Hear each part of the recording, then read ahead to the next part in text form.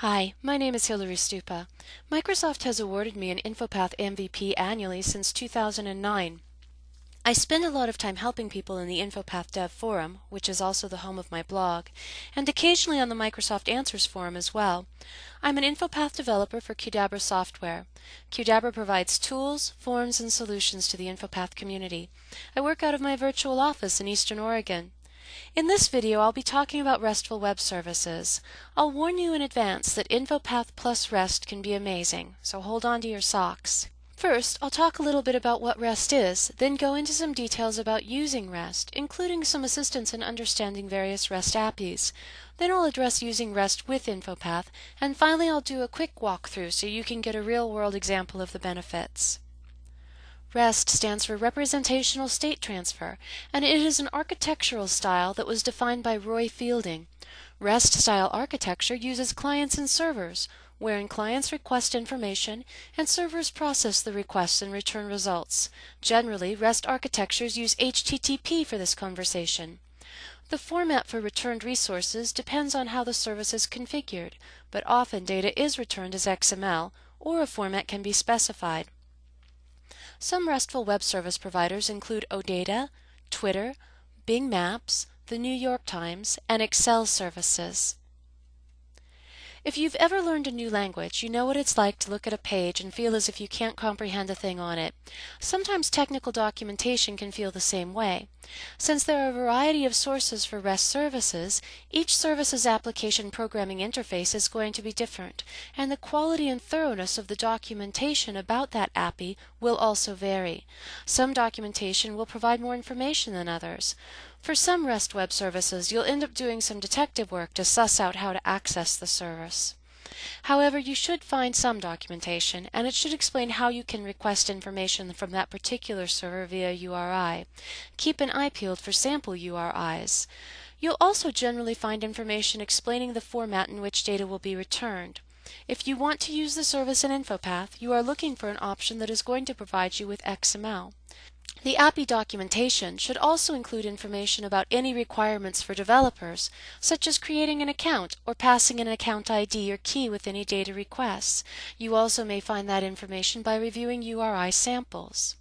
In general, you can expect every API to be different, using different resource paths, different query parameters, and so on.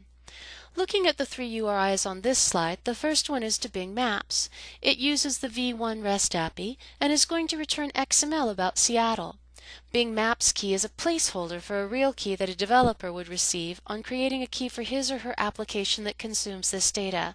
You can see in the URI itself locations/Seattle, defining that that's the location we're asking about, as well as output equals XML.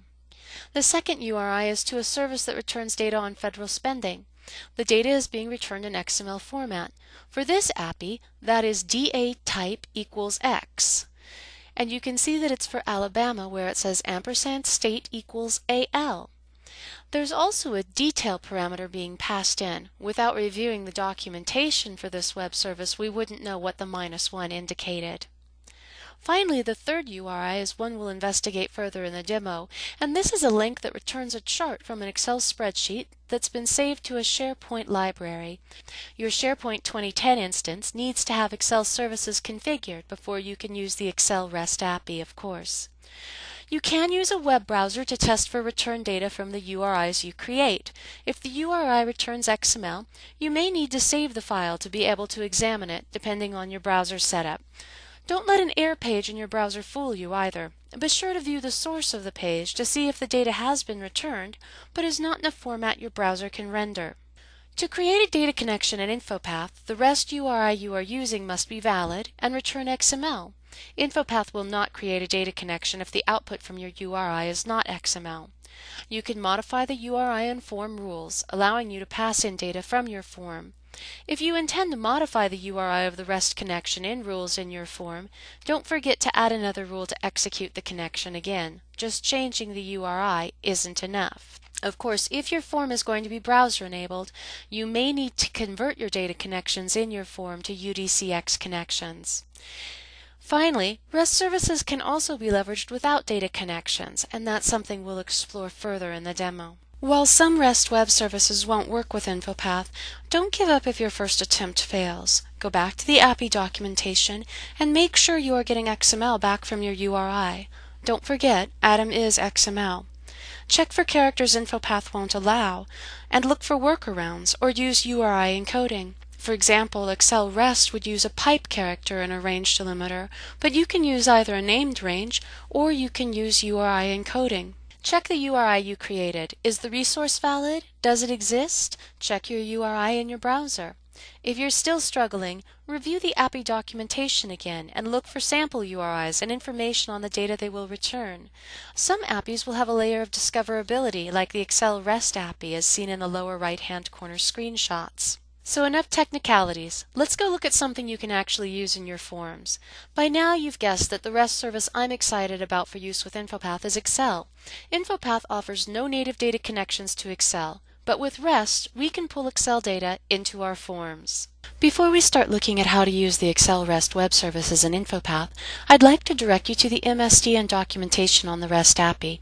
This documentation provides all the details you'll need to access Excel data in your InfoPath forms. For the purposes of this demo, I'll be using this simple workbook.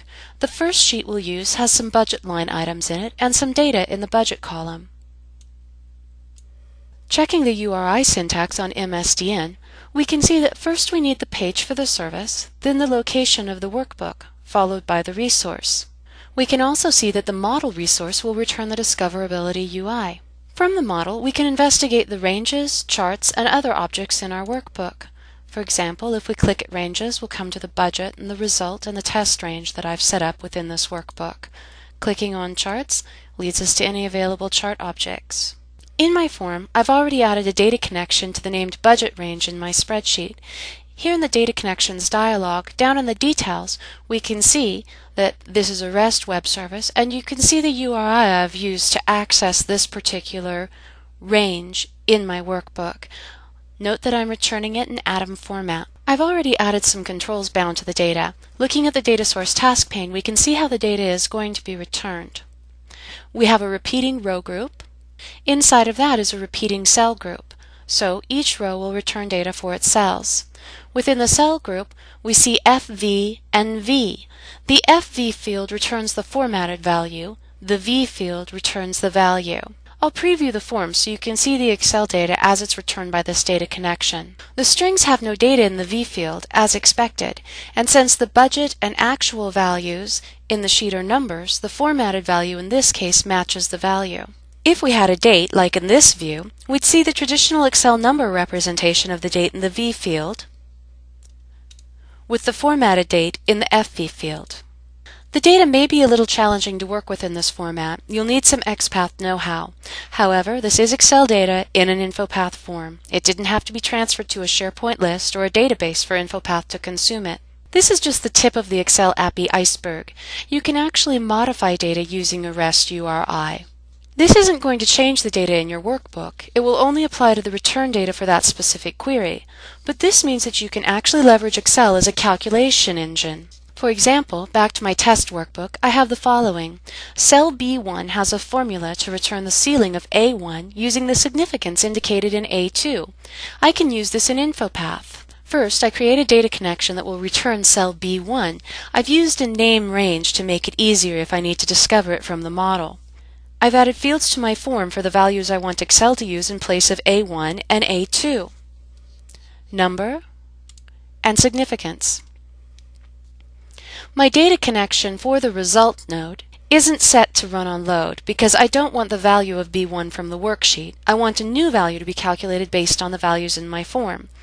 For the sake of demonstration, I've already got a button in place with the rules we need, so let's take a look at the syntax.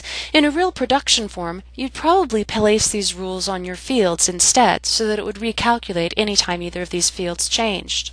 The first action in my button rules is going to change the REST URI to pass in values from my form. As you can see, I'm changing my result data connection. This is the one that returns the value in cell B1 from sheet 3. And my formula looks like this. It's a concat formula The first part of the URI looks exactly like the URI I used for my data connection. It returns the result range, it returns it in the atom format. But now I'm adding additional ranges, and I'm setting the values of these ranges to values from my form. I'm setting A1 to equal the number field in my form, and I'm setting A2 to equal the significance field in my form. After changing the URI, I query using the data connection in order to return my new data. I'll enter a number in my number field and a significance in my significance field. The number field will be setting cell A1. The significance field will be setting cell A2. Calculating is going to modify the URI and return the result that we would have seen in cell B1 had we performed this calculation in Excel. So at this point we've seen that we can return data from Excel to InfoPath, and we can manipulate the current values in our Excel workbook prior to returning the data. I'm sure you noticed that charts are one of the objects Excel exposes in the model we examined. In fact, we can display our chart object in the browser. Looking at the URI, we can see that the format is being returned as an image. From that point, it doesn't take a giant leap to realize that we can display and manipulate charts in our forms. In fact, we don't even need a data connection. We simply add a picture link control to our form, and we use a formula for the link. In this case, I'm passing form values in for the different cells for my actual values in my spreadsheet. Cell B2 is going to use my sales value, B3 is going to use my services value, and so forth. I'm returning this as an image format. I'd like to show you the result in a form published as a browser form, since I found the performance to be smoother in the browser. In the client, there's a bit of jumpiness as a picture refreshes in the form. So first, let's take one more look at the spreadsheet we're going to be using. You can see I've got budgets for sales, services, support, and consulting, but I've got no actual values listed here. My chart has a flat line across the bottom where the actual values would go. Having opened my form in the browser, I'm going to add some values for some of these fields that I'm going to be passing back to Excel to update the chart that's currently in my form.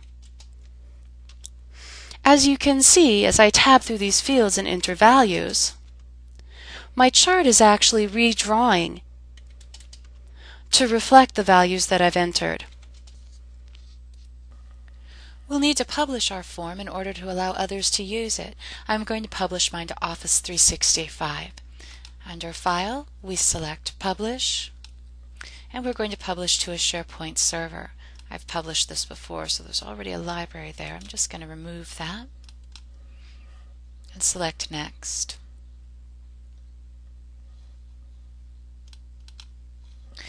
Since we've got a browser-compatible form, you can see that this is selected by default. We are going to publish to a form library. I'll select Next, and we are going to create a new form library at this time. I am going to name mine. As you can see, you also have the opportunity to add a description at this time. I'll select Next. We can promote properties here if we choose to, and I'll select Next. This shows the location where I'm about to publish this, the server type, the form library, and the security level. I'll select Publish. And you can see we've got information about where we publish to, as well as the ability to open the form library or to go ahead and open the form in the browser. When we open the form in the browser, you can see that our browser-enabled form has opened correctly and includes our Excel chart.